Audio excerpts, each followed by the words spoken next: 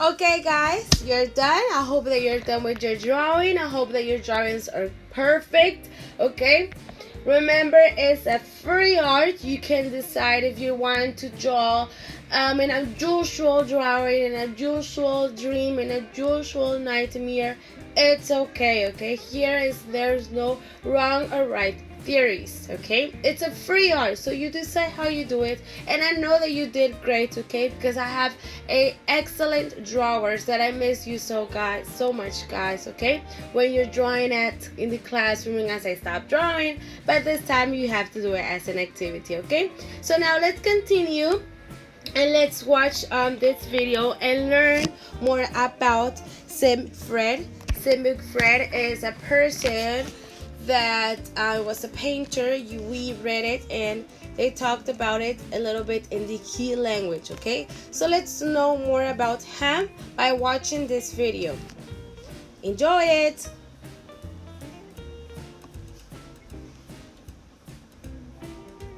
Sigmund Freud is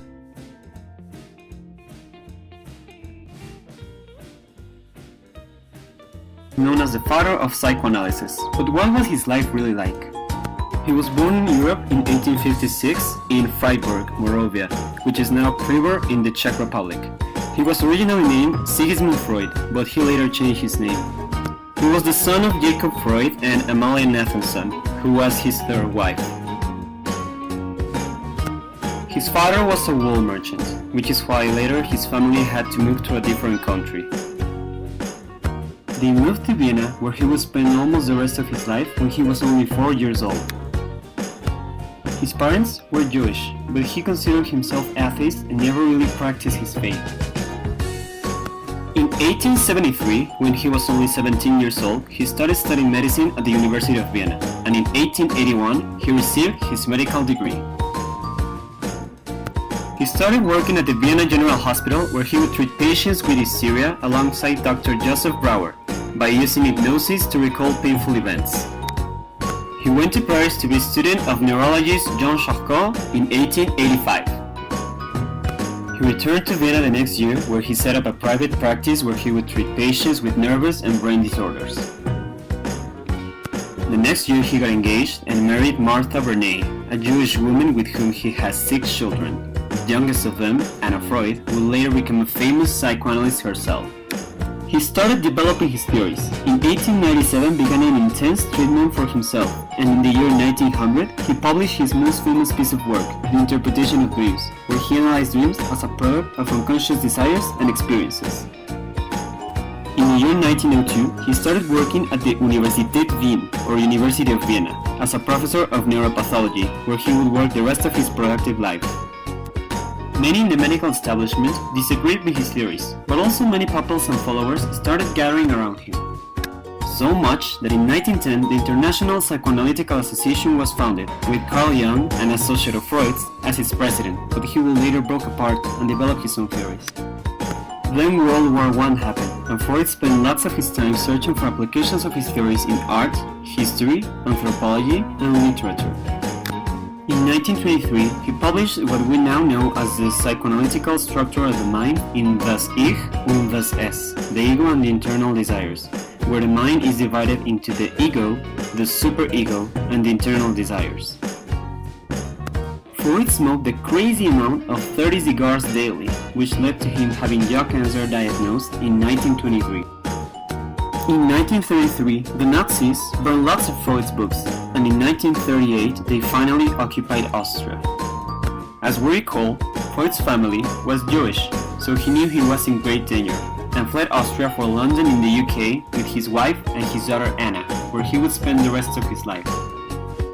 Now this was a huge deal because Freud had a phobia for traveling. He was never far from his house, which meant that moving to London must have been amazingly difficult. He also had a phobia for talented men? Okay. Boo! Nah, just kidding. In 1939, and after some astonishing 30 operations, Freud finally died from his jaw cancer condition. Okay, guys, I hope that you enjoy it and that you liked that and know more about Freud. Okay, he was an artist people. Okay, so let's continue.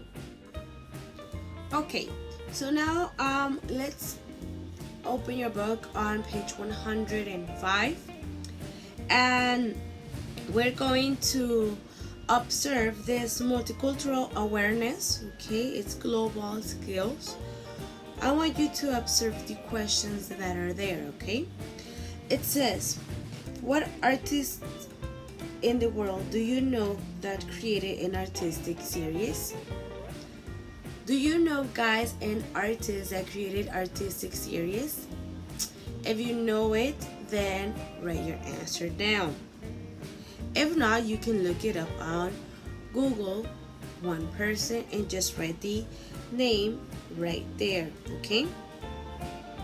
Now, the other one says, do you think their works are understood the same way all over the world, and does each country see something different?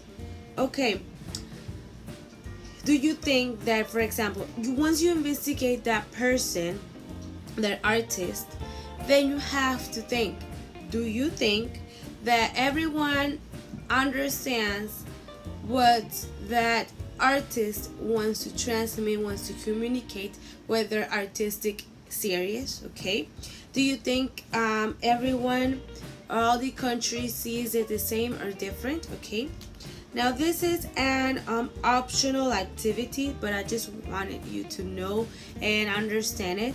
This is an optional activity. You decide whether to do it or not. Okay, or if you have your learning logbook, guys, you can write down your answers down here in the bottom or next to it. Okay, if you have a small handwriting, then you can do it right there. It's optional for those that don't have the learning logbook at home. Then if you want, you can do it. If not, then it's okay. If you're going to do it, then just put as title Multicultural Awareness, page 106. Okay, and oh yes, it's 106. I got confused now.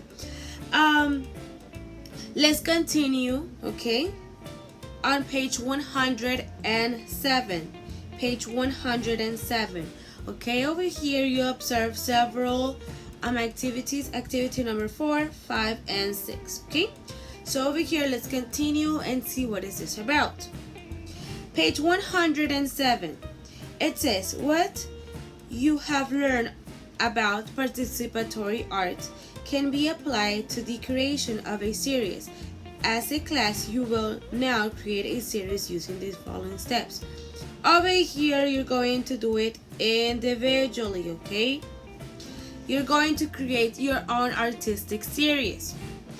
Now, it says participatory art. Participatory art, okay?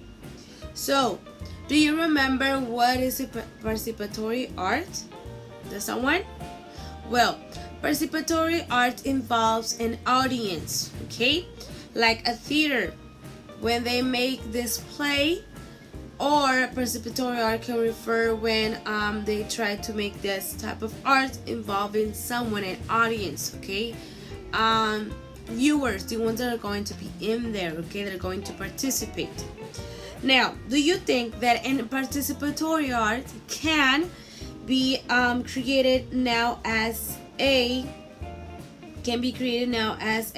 series? That means, can you put a participatory art, change it into an artistic series, painting sculptures with a progression? Can you do that? Can a participatory art where it involves audience can be changed to an artistic series? Okay, if it's possible, then we're going to create over here the following things. It says, number 1, you will be the artist who will produce a multi-meaning series. Together, choose the theme. It can be about school activities, festivals during the different seasons of the year, the trees around your school.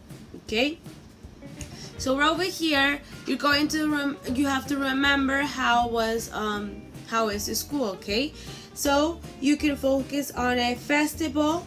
Could be December's festival. Christmas festival. You can focus on school activities for those that have evening activities. You can focus on them, okay, robotic stuff like that. Or you can focus on the trees around your school, okay. You can focus on the green vegetation that we have near where we play, okay, in our play yard. Now once you focus and select which one, then you have to think about how different works seen as a series can communicate a general message about nature. You have to think how this part that you selected, how can it communicate a general message, okay, about nature. Now that means that you have to, for example, observe this image over here to your right. You have to think of a place at school, okay, choose a theme. So my thing will be school activities, okay. So I'm going to think of school activities and see how different works, how I'm going to communicate those school activities, how I will send a message to everyone, okay. So if it's about nature, life, or people, so school activities refers more about life and people, okay. Number 3, each of you will do an individual painting on the chosen theme. Then you will all work on an installation that shows the theme to viewers and draw them in. So once you select on number 1 and number 2, you just have to select and choose whether it's about school activities, okay, if it wants to communicate a message about nature, life, or people. Once you have chosen, okay, number 1 and number 2, then you're going to draw a painting individually according to your theme, according to the theme that you selected, okay. Then imagine this is your drawing. Then you're going to think of the place where you're going to put all those drawings. Maybe you're going to put those drawings in a museum. You're going to put it, maybe you're going to put them outside in a public space, okay. You decide where. So that means that you have to create your painting and put that painting inside the place that you want the viewers to see it, okay. And it says number 4, you will invite other classes to view your series. In this case, we're going to see it later after we're back to classes, okay.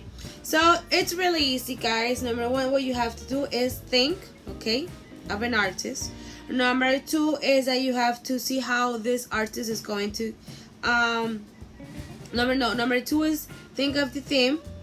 Then the second step is see how the series are going to communicate a general message. Then you're going to paint. You're going to do the painting according to the theme.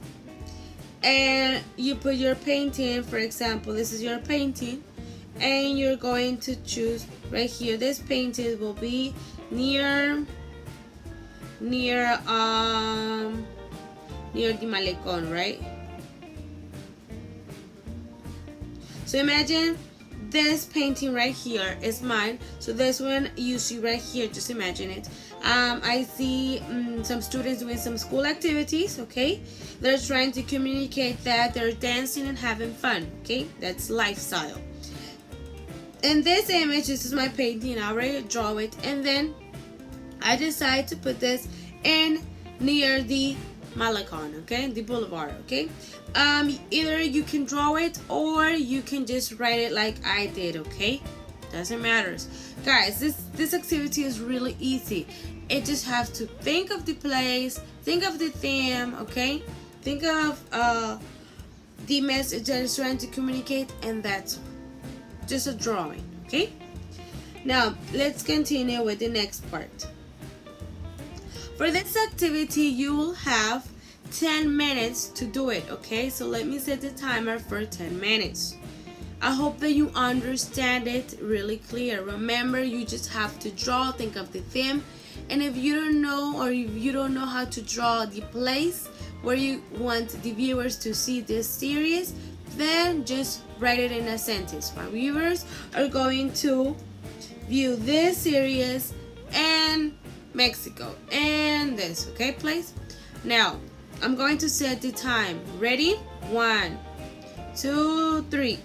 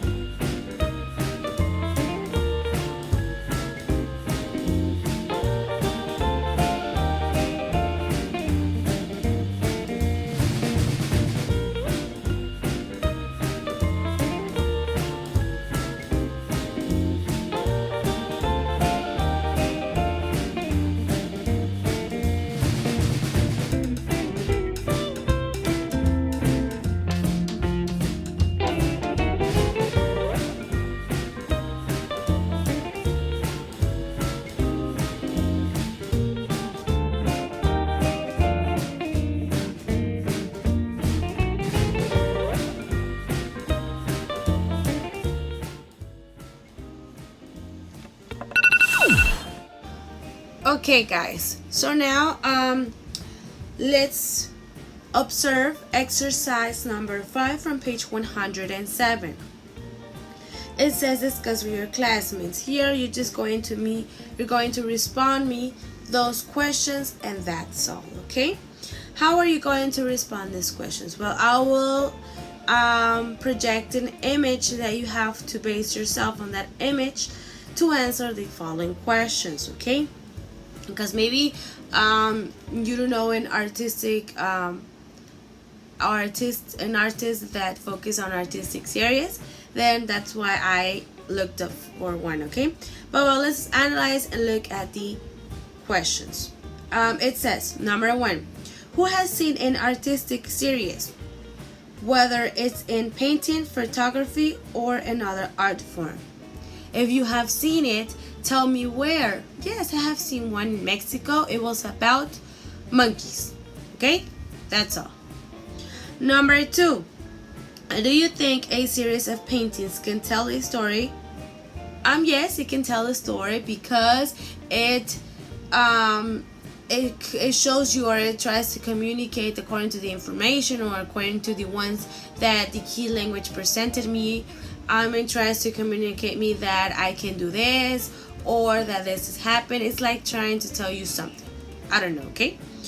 What kind of story? Well, the story will tell, it depends on the image that you're observing. So if it's telling you what kind of story, well, if you observe an image that it's monkeys playing in the jungle, well, what type of story? It's a wild animal story that talks about two animals playing, shalala, okay? It's just an example, okay? I'm not saying that monkeys can be part of an artistic series, but it can, okay? It's just point of investigating, okay? I'm just saying something that you can help yourself and understand me a little bit small, unusual examples, okay? So now that we just analyze this exercise, look at this image, okay, over here, that it's about Malandon of the Proletarian Revolution by Diego Rivera. This is one of his paintings, okay? If you know Diego Rivera, then great, because it will help you a lot to understand this image. Now, on the activity number 5, if you know an artist that focus on artistic series, any type of art form, then great. Don't use this image, okay? Don't use this type of art. But if you don't have no idea and you don't want to investigate, you know, like, I don't know, then guys, really easy. Try to look at this image and see what's happening. For example, I observe here a man carrying a gun. And look at the title of the painting. It says Revolution. So obviously it talks about revolution. And I see over here this lady. And I see over here this kid. I see another person trying to put some guns like in a box. I don't know, maybe they're hiding it. And in back part, I see a bunch of soldiers, I think. Are there workers? I see some signs saying Tierra Libertad. Over here, I see this banner that says something. You try to tell me what is this trying to communicate, okay? Look at the painting and you analyze it. Like I just said, I observe this, I see this, and I think that this painting is trying to tell me or a story that is happening maybe in Hidalgo, that they're trying to make a revolution. I don't know, okay? Really easy. You just have to analyze it and answer those questions. That's all. Remember that this is learning log activities. This is not extra activities. This is part of your learning logbook, okay? So we have to do it. So let's see. For this activity, you will have only 5 minutes to do it, okay? Analyze it really quick, like in 2 minutes or 1 minute. You analyze it and then start trying to structure your sentences to answer exercise number 5, okay? So I hope that you're ready. Your pen is on your hand, your pencil is on your hand. Remember, date on the activities, okay? Ready? 1, 2, 3.